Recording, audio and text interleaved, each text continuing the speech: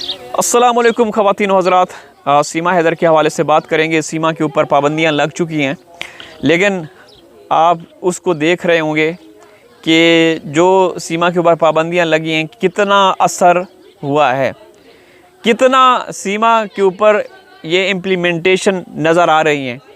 ये औरत पहले से ज़्यादा ताकतवर बन के आती है। आपके सिस्टम को, आपको जो हैदर भाई के इंसाफ के लिए दिन रात हैदर भाई की या उनके जो वकील हैं उनका साथ दे रहे हैं, उनको चिढ़ाने के लिए ये वीडियोस पे वीडियोस बनाती है। याद रखना दोस्तों, जब तक आपके मोदी और योगी की मर्ज़ी शामिल नहीं होगी तो कुछ नहीं होने वाला, कुछ नहीं होने वाला। और 100% मैं इस दावे के साथ कह सकता हूँ, मैं तो एज ए पाकिस्तानी हूँ, जो भी सीमा केस में जुड़ा हुआ है, भले वो विदेश से हो, किसी भी देश से हो, हमेशा वो शुरू से यही कह रहे हैं कि इसमें भारत सरकार सीमा का साथ दे रही है। अगर सरकार साथ ना देती, यकीन करो दोस्तों, सीमा का आज पता तक ना होता कि वो कौन सी जेल में है। तिहाड़ में है, काले पानी की जेल में है, पता नहीं पानीपत की जेल में है, ऐसी अननोन जगह पे होती कि मतलब वहाँ पे अभी आखिरी दिन चल रहे होते। लेकिन आपके मोदी और योगी के नाक के नीचे जो खेल खेला जा रहा है दोस्तों, बहुत अफसोस होता है, बहुत अफसोस होता है। हमने क्या क्या सोचा था, क्या क्या उम्मीदें लगाई थी, हमें क्या क्या बताया गया, हमें क्या क्या दिखाया गया कि भाई आप धीरज रखें। कुछ ऐसे लोग भी आए जो 3 पीस सूट में थे, चपड़ासी पियन, लेकिन किसी की खड़ी गाड़ी में बैठ के वीडियो बना के हमें बोलते थे कि मेरी मोदी तक पहुंच है, मेरी योगी तक पहुंच है, मैं ये करके दिखाऊंगा, मैं वो करके दिखाऊंगा। लेकिन उनका जो हासिल वसूल हुआ वो ज़ीरो। उनका हासिल वसूल ये कि वो सीमा की गोद में जा बैठे। मालूम है ना, बहुत सारे लोग आए, कुछ ऐसे ऐसी भैंसें आईं, कुछ ऐसे ऐसे बैल आए, कुछ ऐसे ऐसे काले कलोटे आए।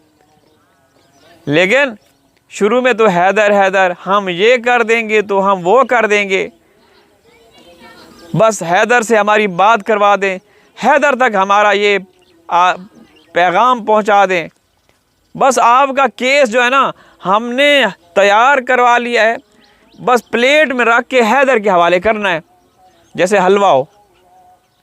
अरे क्या पता था ये दोगले दोहरे हैदर के इतने दुश्मन बनेंगे।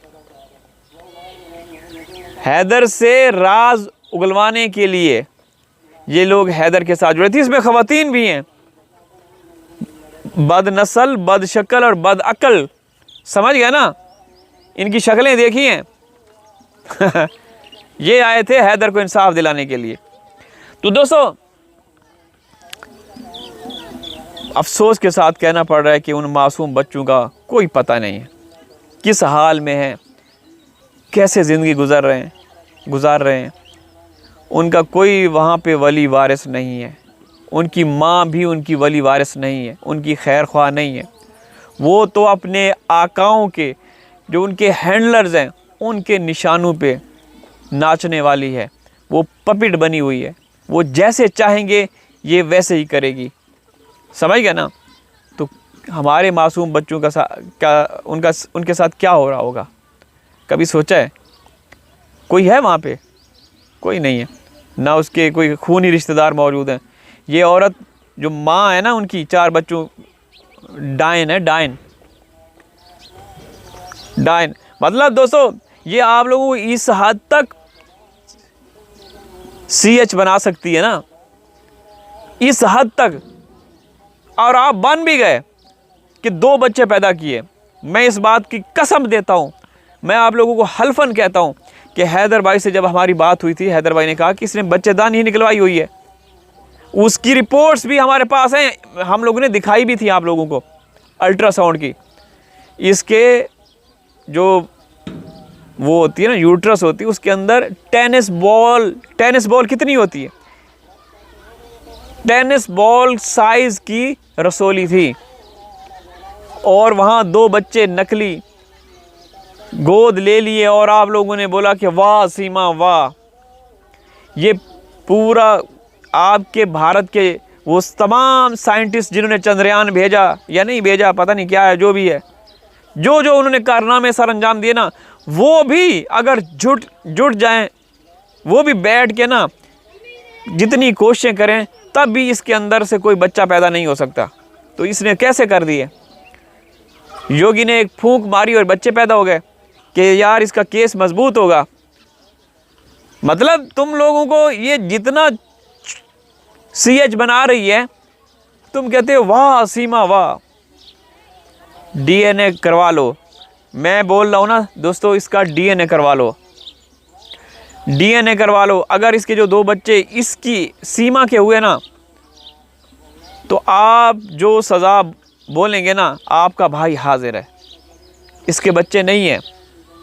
और दूसरी बात, जिन्होंने इसको रखा हुआ है वहाँ पे, जो इसके साथ जुड़े हुए हैं, उनका सीमा का इन सब का DNA करवा लें, तो ऐसे गलीज़ और हैरान कुन रिज़ल्ट सामने आएंगे ना, आप लोग तौबा तौबा करेंगे,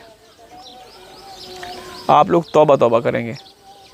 तो खेल तमाशा जारी है, खेल तमाशा जारी है मोदी और योगी के नाक के नीचे। मैं हमेशा कहता हूँ कि मोदी के नाक के नीचे और योगी के सर के ऊपर सीमा अपना खेल खेल रही है। पंखा याद है ना, सीमा की जब भी बात हो पंखा याद कर लिया करें।